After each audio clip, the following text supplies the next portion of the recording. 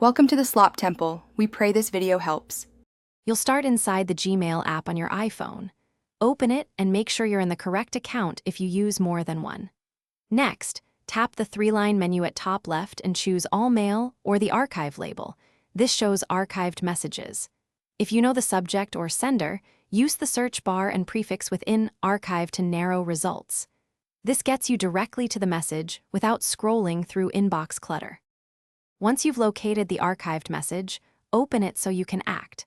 Tap the three-dot menu in the message view or use a left or right swipe depending on your swipe settings to reveal actions. Choose Move to Inbox or apply the inbox label. That changes the message state and reintroduces it to your main mailbox.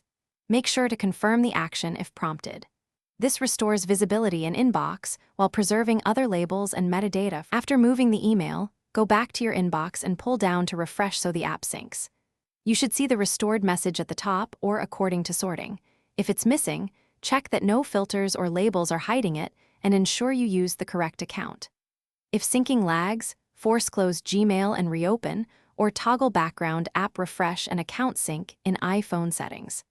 These steps force a fresh sync and usually resolve visibility problems quickly. Thanks for watching. Consider subscribing if we helped you.